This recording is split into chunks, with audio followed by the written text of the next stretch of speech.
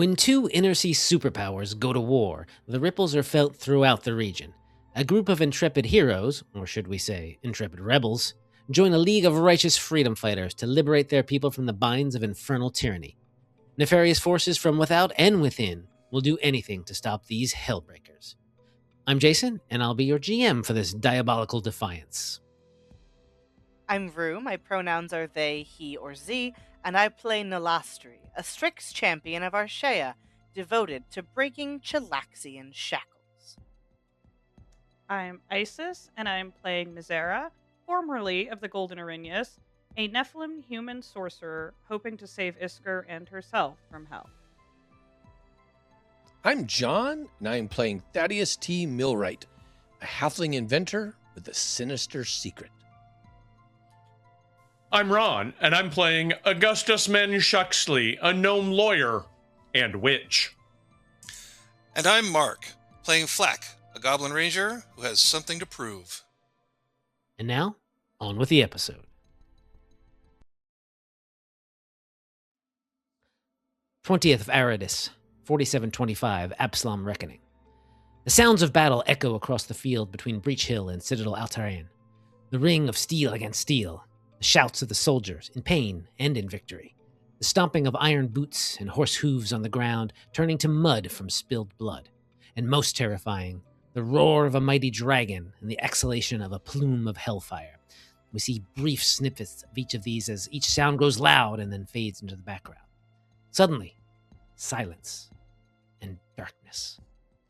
That darkness is soon pierced by a light, and that light resolves itself to be a beautiful androgynous figure with light gray angel's wings and draped in multicolored gossamer fabric. Their one hand reaches out and opens to reveal a rose whose red petals drip through their fingers like blood. Nolastri, you wake from this dream, or was it a vision? However, unlike many previous nights since the Battle of Hell Night Hill, you don't feel panic gripping your chest, but a sense of calm. You can see through the slats of the window in your temporary residence over the past month or so, a room in the temple/inn called Caden's Keg. The dawn is breaking. 18th of Roba, 4725 Absalom Reckoning. Now, Lester, you stretch your wings. The left one is basically fully healed. It'll take some time before all the feathers grow back, scorched as it was in the blast of dragon breath. You were lucky to come out of the battle not more scathed than that, or so the medics say. Rue, hi, that's you. You're Nolastri. Tell us a little bit more about them. Nolastri is a coastal Strix with very dark, like black and like almost that oil slick color that feathers can have. Yeah. Feathers. And as they get up, they start putting on their chainmail and checking everything. Nolastri is a champion of Arshea. And so is it probably doing a bit of a soldier's, just checking every bit Checking of armor, everything. checking every strap, every bit. Yeah, doing that sort of standard checking my kit. Morning routine, so to speak. Yeah. During your convalescence, this past about 3-4 weeks, you haven't been completely idle. You've been healed enough that you were able to walk around, but there's been a little bit of more of a, one would say, sort of a mental convalescence more than physical one with all the magic, divine magic that you've been able to use to your benefit.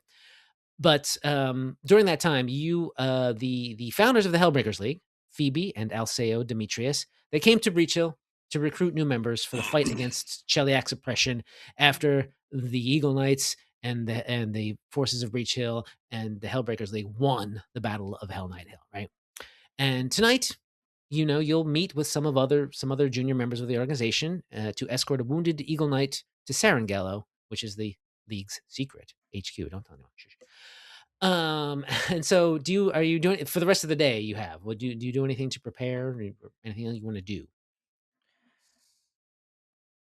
I think sort of like because they haven't been able to do sort of their full normal workouts and things while resting, now that they're more healed, I think their routine consists of just sort of a walk around the entirety of the like battlefield, so like a perimeter check of Breach Hill based on the battlefield. Yeah. Yep. And so you go out into the town. The mood in the town is become more celebratory. The past few weeks have been spent cleaning up the battlefield, helping out the wounded and whatnot. But since all that's happened, and with victory, the town is feeling a little bit more celebratory. At least in the past couple of days, it has. It's a fall day, pretty crisp this early in the morning as you sort of walk around. But people are actually beginning to put up essentially sort of decorations around the town. Tonight is going to be basically a sort of not return to normalcy, of course, but a sort of like, hey, we did it, we won the battle. We're going to actually maybe be able to kick back and relax and try to get back to our semi-normal lives at this point. And there are still some Eagle Knights about who are convalescing. Some of them there just to not occupying Breach Hill exactly, but just sort of maintaining the perimeter. The Hell Knights got kicked out. They fled back southwest to Logus, right? They're being kicked. The Citadel has been reclaimed. That's probably where most of the Eagle Knights are hanging out. But it's a day. You walk past, I guess, a workshop, and we kind of linger on that workshop because that is the workshop of one Tad Millwright, halfling. John, that's you. Tell us Yes. about yourself. Yes. Thaddeus T. Millwright, but most people call me Tad. I am Fair enough. busily working. I'm very, very excited about all kinds of equipment and machinery, but in particular, this awful battle that's been out there has provided me with some interesting new things to incorporate into my innovation. And as you walk by, you kind of see Tad has this looks like just a small rod, and he kind of shakes it, and all of a sudden it kind of opens up and all these things, and it's this rifle. It's like a Rocket Raccoon. When he takes a gun, and all of a sudden he's kind of aiming it and fine tuning things a little bit, and says, "Oh, didn't see you there," and kind of turns around and folds it all back up again. Hello, is there anything you need worked on? That was astounding. Oh, this? Oh, yes. My Bessie is quite astounding. Yes, I would say. I'd agree. Oh, well, I'm just going for a walk. I find it helps with the healing process. And making sure everyone's doing well. You seem to be doing well. Well, it's physically, I would say I'm doing fine. This war is awful stuff, and what's going on with the battle? I just wish there's more I could do. Oh man. Would you like to come on my walk with me? I think I know someone who could help you, who who understands what you want to do, but I would rather not talk about it so publicly. Sure, I'm happy to go for a walk, and let me just put away a couple things. And you see, he's got this his workbench is just kind of a mess of things, and he kind of shoves a bunch over here, shoves a bunch over there, and collects a couple things, throws them in his bag. Okay, I'm good. Let's go. Oh, I'm Tad, by the way. Oh, Nolastri, but if that's too much, you can call me Nola. Nolastri. I like both of those. Nice to meet you, Tad. Yeah, pleasure to meet you as well. And just whatever small amount of information they have gleaned from staying where they are, and like had their like couple of meetings with the like Hellbreaker agent that they have been working with. Nolastri will fill Tad in on all of those as well while they walk. Now, Tad, you didn't like fight in the battle per se, did you? Right, or were you just on the outskirts of it? Do you think? Or? No, I was not involved. I was kind of observing. what was happening. And I'm really interested in, especially the Hell Knight technology. I've kind of heard about some of this, and to see how some of their larger siege engines and pieces work is quite Yeah. remarkable. There's probably like one or two of them that were left on the battlefield, damaged beyond repair, but you've been able to kind of like get in there and kind of get some bits and bobs for your gun, for your rifle there. Yes, Over the always on past the couple lookout of for weeks that. for sure. Yeah, and what the two of you know that the war itself is kind of not present in this town. Right, from what you've heard, it's kind of moved on to the Cheliax-Andoran border, which is a bit south from where you are. But there's still Hell Knights probably wandering about here in Isger. There's other bits, people who maybe are more loyal to Cheliax and whatnot. So it's a good idea to sort of keep things hush. The Breach Hill though seems like a very not cosmopolitan, but definitely they don't like the Hell Knights for sure. They don't like Cheliax for sure. It seems like they're like definitely especially after what has just happened, they're anti-occupation, anti-tyranny for sure. You feel as better safe as you could if you're as a part of a insurgency sort of rebellion group. Yeah. You could be. And so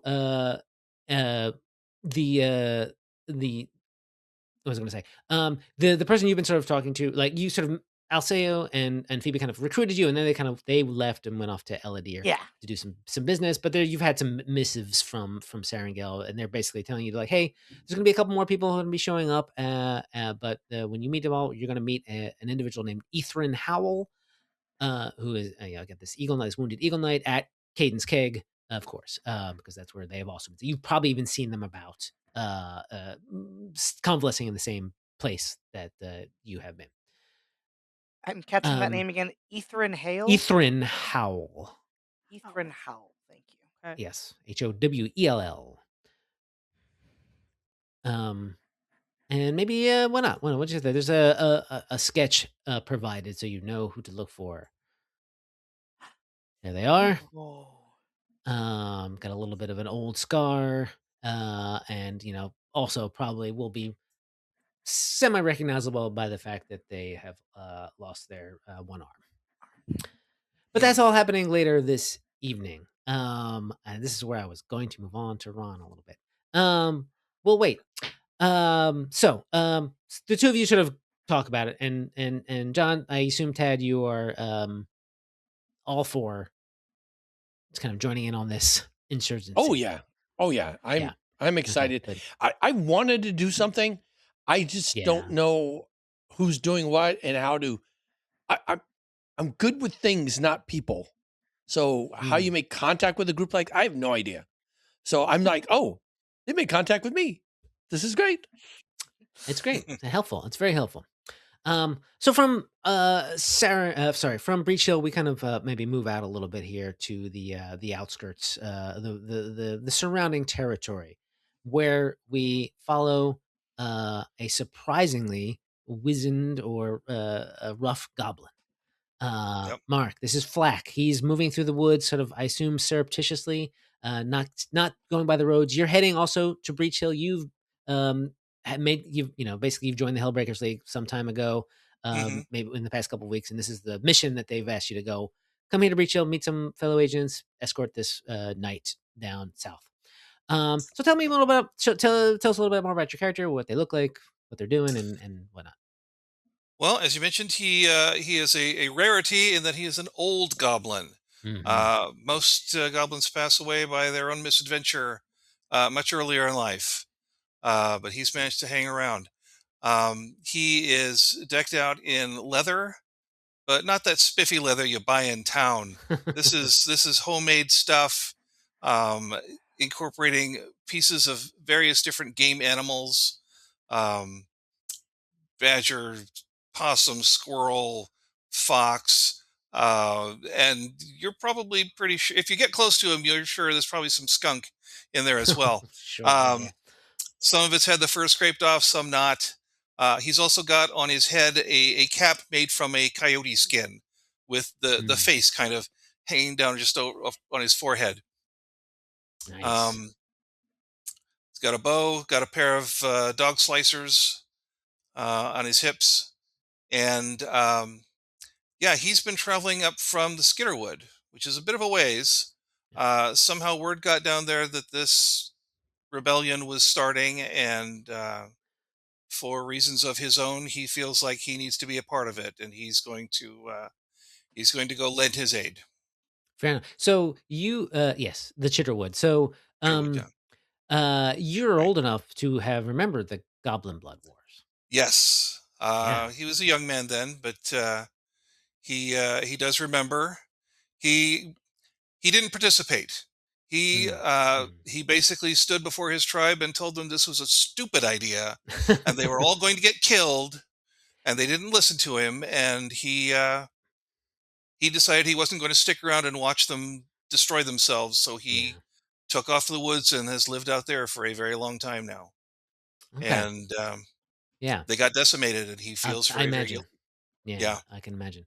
And so at some point, let's say in the past like 2.5 weeks, Hmm. you were traveling maybe close to Sarangello, a sort of city on the river, and got caught wind of these Hellbreakers. Yeah. Maybe you even sort of like one of them spotted you, let's say, and was Hmm. like, and thought someone like yourself might be interested, and it was a roundabout conversation to begin with, just asking you how you felt about Cheliax and whatnot, without sort of Hmm. tipping their hand.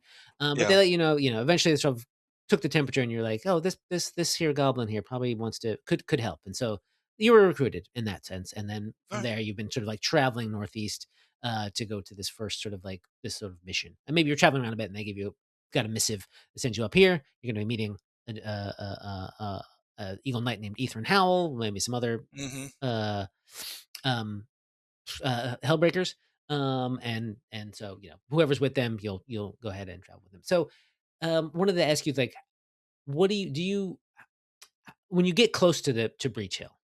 Are Hmm. you just going to stride in through the streets? Or are you taking a more surreptitious route? You're No not more sure about this skeptics. place, let's be honest. Yeah, he's not real trustful of people, especially longshanks, big people. Yeah. Yeah, the big guys. Um, Short people are better, but goblins are the best. Um, yeah, he's not. He doesn't really want to just be all out in the open. He's better at staying hidden. Um, I, but he'll probably need to talk to somebody to find where he needs to go at some point. Hmm. Um, Do you wait until, like, unless closer to nightfall and dusk is happening, or do you just, Yeah, that's yeah. a good idea. Yeah, just Yeah, kind of it he'll hang outside of town, and yeah, when it starts to get dark, he'll head on in and see if he can find somebody that'll tell him where he needs to be. okay.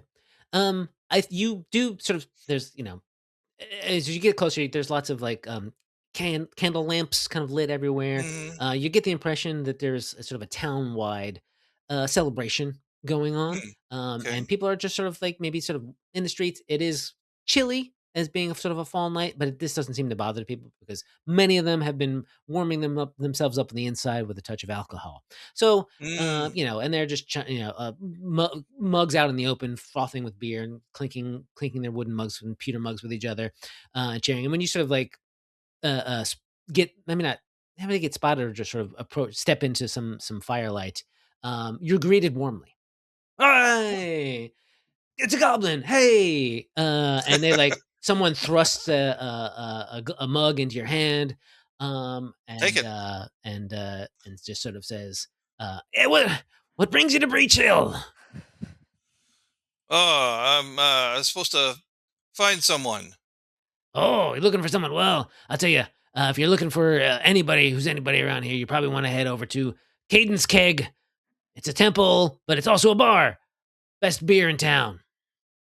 They brew it themselves there. Okay. Oh, well, good. Um, point the Yeah, way. he sort of points you in the direction. Okay. It's pretty. You sort of looking down the street, and it's pretty obvious that there's like basically sort of a crowd of people Hmm. outside, sitting on stools and benches and whatnot, and then also sort of it's well lit up and clearly a fire roaring on the inside, Yeah. and whatnot. People coming in and out with frequency. Okay. And as you sort of get closer, maybe this is a little unfamiliar to you, but you're not met with screams of goblin. This It's is more just sort of like, hey, different no than what one's I'm paying used. attention to you. Yeah. Okay. Okay. Was I told who to contact or who to look for You're looking here? for an eagle knight named Ethrin Howell. Ethrin Howell, right? Yeah. Okay. And I've got some sort of idea how to identify that person. Yes. Okay. You'll be able to spot them. For you've given a little. Probably as a goblin, not necessarily big on things being written down. You definitely have a little sketch of their face. Yeah. So So I'm kind of walk into the bar like no one's gonna stop me, right? Okay. Yeah. This is a little weird, but yeah, he'll walk into the bar. Okay, great. Look around, see if he can find this person. It's packed with people, and we'll sort of as you sort of walk in, we're gonna kind of pan over and to the mass of these people. Ron, are you here? I am here. Yes. Okay, great. Augustus Manchuxley Esquire, I assume is often on time. Oh yes. Punctuality probably a something of his virtues, I would imagine. Oh yes. Especially when there are people to be helped, as there are now, Augustus Oleander Manchuxley Esquire will be at hand. Indeed. So you've been here. You're basically in town, and you're sort of noticing that everything's sort of very celebratory. People are having a little bit of a party, and to go to this Cadence Keg. But tell us a little about who you are and why you've joined the Hellbreakers League. Well, Augustus Oleander Manchuxley, heir to the vast Manchuxley fortune, is a gnome. Not a particularly tall one, with bright blue hair, wide blue eyebrows, and an excellent blue mustache. Looking over some paperwork, war is, as many will tell you, a terrible thing. It is not just for the loss of life, but the loss of rights and property. And I could not help but take my legal skills and apply them to those who have been maligned or misaligned with what they owe or deserve under the terrible indignities that Cheliax has delivered unto these people here. I've got an assistant with me who is another gnome who looks remarkably like Augustus does. But Augustus gives sort of a casual wave at this gnome who has greenish hair and wide greenish eyebrows, but seems too young to have developed luxurious mustache, and say, and this is Hod, my valet and assistant. Is Hod a nephew, a child of yours, or something else? You don't have to tell us. Well, it's something entirely different, perhaps. That is to say, the very best assistance that a barrister of my stature, if you'll forgive the pun, warrants. Okay. Ron, I'm gonna kind of like cut away from you here for a second. As the tavern is sort of beginning, really filling up, people are cheering. You can spot you're sort of the person you are meant to contact over in the corner. People are sort of crowding around them, buying them drinks and whatnot, and some other people are coming in to look for them. But we kind of move back out of the tavern as night has completely fallen, and standing past in the shadows is another figure, Isis. Let's talk about your character here. Misera. Misera? Is that how we pronounce that? Misera. Tell us a little bit about Misera. What's she doing here? Are we like in the tavern proper already? Well, you can be outside. I'm starting you sort of like outside of town, sort of like. Yeah. I think she is at this current point kind of waiting to enter. Misera here, not fully sure what her standing is with this group, but she's a kind of Chilaxian woman standing, and she's like wearing this cloak so it is difficult to see. But there's like a couple little bumps that kind of pop on the top of her cloak there, um, that are clearly trying to cover something up. Uh, and she's wearing like, and it's it's long. It goes all the way down to her legs, and she's sort of, I don't want to say awkwardly standing outside, but she's kind of like peeking in, waiting to see if a number, like, what the number of people inside are, and kind of Yeah. waiting until there's a large enough crowd that she can step in and not look, and not draw a huge amount of attention to herself. That's fair. That's fair.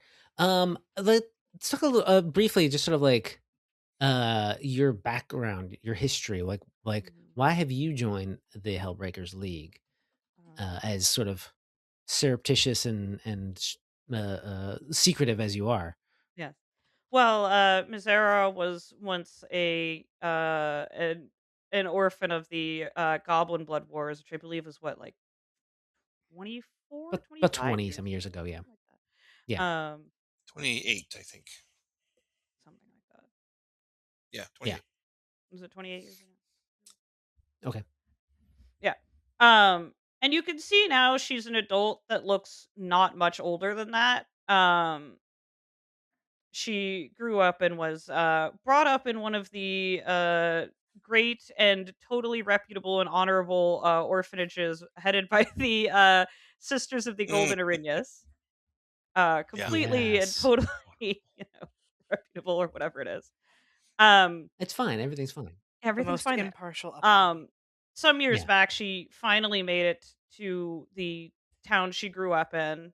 Saw that it was completely destroyed from the war, and it really, like, while Cheliax did not defend us in that war, they unfortunately were the ones to pick up all the pieces afterwards.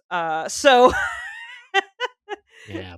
she has been That the so she has been in their care for quite some time, but since seeing the things that have happened to the country now, she's been pretty upset that, like, this is happening all over again. I don't want Yeah. another war to happen. So she's kind of picked herself up a little bit and tracked herself over here, despite not being fully sure where she stands in all this. That's fair. Yeah, I think probably another member, maybe even at one point on the road, you happen to meet Phoebe and Alceo Demetrius, and they kind of saw your internal conflict and have convinced you a bit to sort of join their sort of fomenting rebellion of sorts, and have sort of, since then you've gotten some missives to sort of come here to Breach Hill and meet this Ethrin Howell. And as you're standing in the sort of maybe in the alleyway, you can see this place is pretty packed. It is basically people coming in and out all the time. It's clear that some of the Eagle Knights and other survivors of the war are here, and they're sort of celebrating the victory that happened about 3 or 4 weeks ago.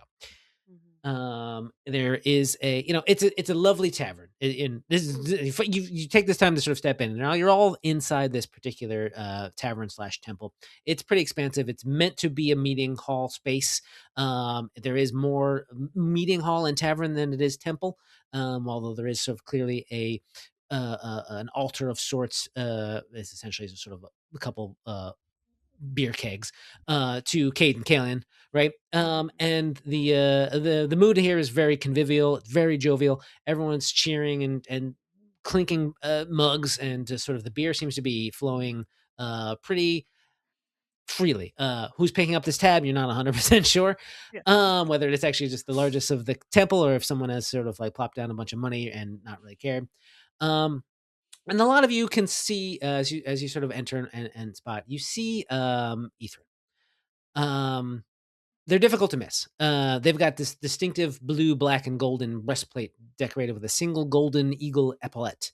And there's right now several townspeople crowding their table, thanking them for their service, commiserating them about the loss of their left arm, and of course, buying drinks. Ethrin is like looking flattered, but a little embarrassed by all the attention, and they're like, "Fellows, I appreciate the chat and the drinks. but I must attend to business, as they are kind of like spotting one or two of you in the crowd, especially you, Nola, right? And then there's like, hip hip hooray, cheers for the Eagle Knights from a crowd, and they just sort of leave plenty of space. Ithrin kind of waves you over, Nola, and he's like looking a little bit relieved to talk to sort of a fellow soldier at this point. He's like, oh, they're like, everyone's in high spirits. Is that right to be?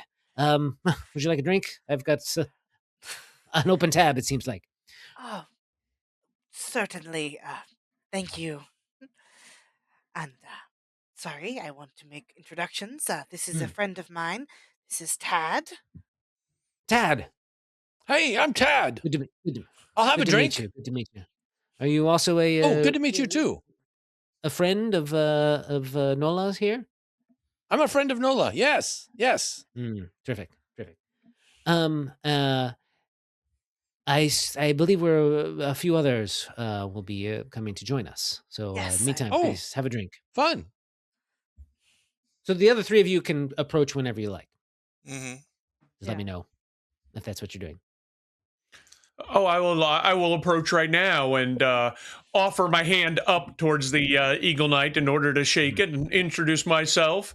Augustus Oleanderman Shuxley, Esquire. Pleased to make your acquaintance. I've noticed you're something of a hero, my friend, and heroes are in desperately needed in these days. No, I was just doing my duty. I wouldn't call myself a hero. Well, I think if we were to put it to a vote, I'm sure you would be roundly defeated. I bet I would. But I think the time is now to sort of dispense these theatrical heroics and to get down to some business of helping your country. Ah, yes. Business should take precedence, especially when the business is seeing to aiding those who are most in need of it. Yes, I thoroughly agree. Would you like a drink? Perhaps just a little bit of sipping whiskey, if you don't mind. Nothing for hard, of course. Well, yes. Some tumblers of whiskey are brought to the table. Mark, Isis, do you guys sort of walk? I'll approach. Yeah. The two of you maybe sort of approach simultaneously. This little goblin. This sort of Isis, you like tall and willowy, or are you just kind of like? I standard think I'm average somewhat height? tall, yeah. This sort of this dichotomy of heights here, especially with your hood up still maybe, and being a little taller than it needs to be. Yeah, a little taller. And as we know why. Yeah. Than it would normally be on other people's heads. And so Ithrin sort of introduces themselves, gets everyone sitting down, and more drinks start happening, and And snacks. And snacks, of course, snacks. Yes, Not a the Caden goblins. I know. Kalian bar temple without beers and pretzels. There's pretzels, there's nuts, all sorts of stuff. He does sort of like do a little toast to when everyone is there, when everyone has a bit of a drink, and he's like, to the future. Future. Ah, yes. To the future. Indeed. The crowd hushes, and the fiddler kind of stops mid-tune as the clear tones of a bell ring out. The bartender, a tallish woman, is and clearly sort of also a cleric of Caden Kellyan of what she's wearing. She's got a kind of a normal barkeeper's apron, but it's got some fancy-ish some stuff around that thing. And she leans over the counter. She almost kind of stands up on a stool from behind the counter as she's rung this bell, and she says, "Come now, friends! In the name of all things fun and good as our beloved Caden Kellyan would have it, it's time for tonight's contest!"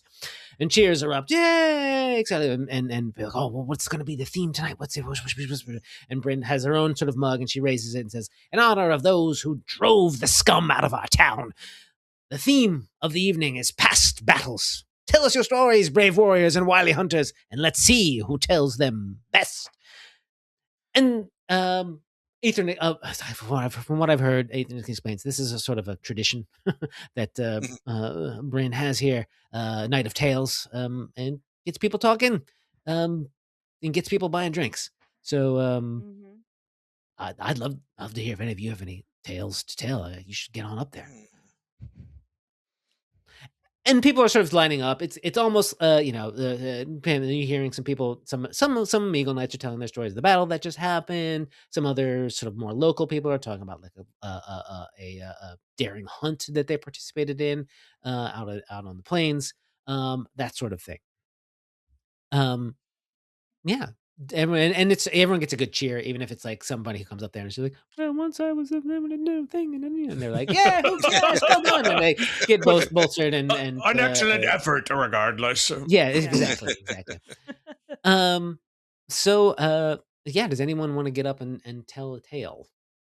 God, what tail do I even have that's not gonna like freak everybody out in here?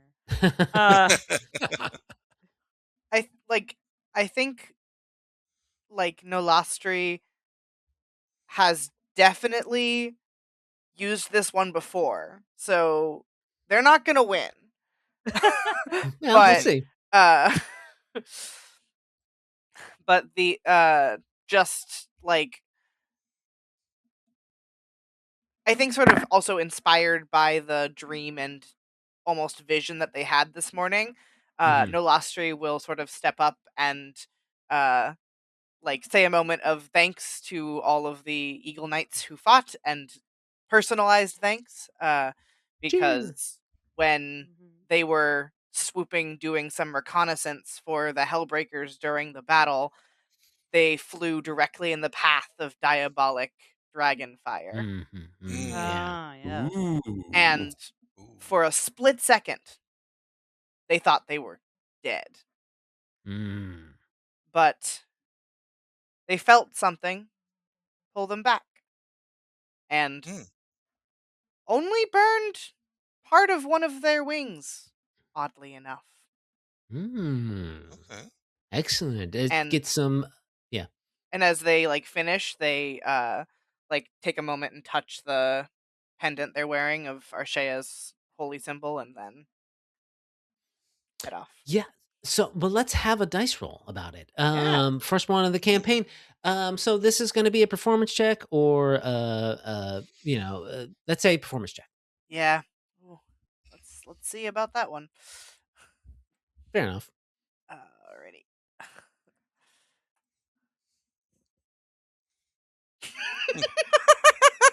Oh boy. Hey! Well, I think there's nowhere to go but up, I Yeah, suppose. I was like, can I hero point that? You sure can. Ooh. Why not? On our very first roll, let's start off Go. Let's start off right. There With you a go, little better. bit of excellence. Oh no, did it not do the It thing? didn't do the It Keeley did do the roll thing. Keeley roll? Oh, There should no. be. Why is it not in here? Oh no. I would may have- expect a Keeley roll. Yeah. Absolutely. Hold on a second. We gotta put that on. Why is that not on? I really thought I turned that on. I'm so sad. This is the worst performance I've ever given in my life. Gosh, I didn't turn it on. Oh, no. Anyway, but with Keeley hero point roll, that is of course is 18. Which leads to rousing applause, right? Yeah, cheers. And sort of it's sort of like, yes, hip hip hooray, well fought, that kind of thing. And Ethan, you see Ethan raising their glass as well. And they do a little swoop to get down because I have the like momentary flight feat, so they Right, sort of yes, you just swoop down swoop a to little back bit. to It's the a little table. bit, and it's that sort of, yeah, we'd love to see the spectacle of that. Does anyone else want to tell a tale here this evening? Well, I'm certainly not one to pass up the opportunity to speak in front of a group of people if given the ability to do so. I only heard of the tales of the heroics that happened here secondhand. I was in the gnomish town of Umok, not far from here, but certainly close enough to hear the tale of the oppression that has swept across Isger and the powerful and valiant folks that were able to fight back here, there is one thing that distinguishes a horde of a rabble from a genuine uprising, and that is legal legitimacy. So I have come to ensure legal legitimacy of the those who would see themselves free from the chains of their oppressors. I offer my services freely, which is quite a exception from my normal hourly or per diem rates, to see to it that all of you are able to enjoy the fruits of freedom that you have fought so hard to acquire. Thank you. Bryn actually stops you before you step down and says, well, that's a fine offer, young gnome, or maybe you're not young, Master Gnome, but maybe tell us a story about a legal battle that you've won in the past. Well, I do have quite the tale of the rule against perpetuities and the division of property among a particularly... shall we say, a particularly sprawling gnome family. I'm sure you will like this one. And then I proceed to get into such legal minutia that it is mere moments before I've certainly lost anyone but the most esoteric of legal professionals in the crowd. But I keep punctuating it with laughs at points that seem to be the place in the story where I've made perhaps some clever legal maneuvering. So its subject is probably lost on everyone, which is reflected perhaps in the fact that I lack any sort of training in performance. I think there's probably like a couple people who are definitely drunk enough to be like hanging on and like not really understanding what you're saying, but like every time you say something, you indicate that you've said something clever. They're like, yeah, heck yeah. Do you want to roll, or do you just want to say that? Oh, heck yes, I would roll. Let's see what you got. Maybe I've done better than I suspected. Oh, perhaps I have done better than I suspected. You're pretty charismatic, so yeah, I think there's a contingent of maybe not to say barristers in training exactly, but people who, in this small village, they need to do law stuff here too, right? And they're taking a break from their normal jobs today. It's the evening, happy having their nightly happy hour. So you've basically got a loud bunch of cheers from that section of the crowd. Yes. Mm-hmm. And I will return to my sipping whiskey with a smug sense of a job well done. Yeah, indeed. All right. Yeah. Mark, you thinking about it? I couldn't possibly do worse than that boring story. So,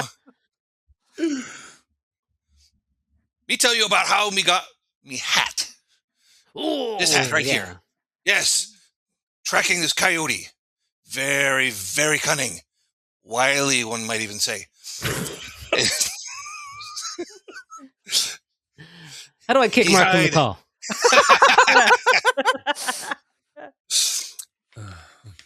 He run underneath things. He round things. I follow. I track him. I always find him. And finally, I get him. And I made him in his hat. Yay. Yeah. There's some hunters there like, you get him. Yeah. You get him, goblin. And let's go ahead and... Yeah, you also give me a performance. Yep. I mean, look at this. It's pretty 17. Good. Nice. Do you do a little bit of singing with it in the little goblin song with at the end there? Why not? Sure. Yeah, exactly. Yeah. It's cheers ring out. Things are going quite well again. Ethan raising their mug. Anyone, John, Isis, you guys, either you want to try any of that? So Misera will kind of step up and she'd be like, I will admit my I don't fully yet have great tales of heroism, but that is why I have come here today, is to hopefully earned some to tell. However, I respect that you all deserve some form of entertainment. So, in replacement for this, and she pulls out her backpack and just pulls out like a violin. There we go. I All can offer right. you some accompaniment. Lovely. Bryn looks at there's like a fiddle player in the corner who's been sort of like was playing before, and they're like looking at the two of you, and the fiddle's like, yeah, let's do it. Let's do a little duel. So you do a little dueling Devil fiddle, went down dueling to fiddle, the dueling Yeah. violin, right? You know, kind of thing. Give me a performance check. Sure.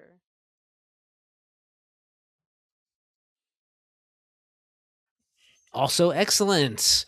Yeah, and Bryn sort of is like, well, it's great. We see a battle won firsthand, and the fiddler kind of taps their hat towards you, and cheers are ringing out through the tavern. It's lovely. And John, I what do you certainly think? feel a little bit better about coming now. Oh, Yeah. I'm really nervous in these kind of social situations here. I'm really better with things, but Ethan I could. puts their hand on your shoulders, like, you don't have to go up if you don't want to. Oh well, there was this really during the battle, watching the Eagle Knights and the Hell Knight kind of siege weapons machinery. That was really cool. I could talk about that, but I'm not good at performing. So No. he wants to kind of explain in technical detail how Right. how Yeah. the machine kind of got destroyed here and the weaknesses and stuff like that. So I'll Explain do a and then performance check. use your special. Yeah, I'll point out Yes. I'll point out those Here's one. drunkards who are laughing at anything and say, if you're speaking from your heart, those guys will laugh regardless.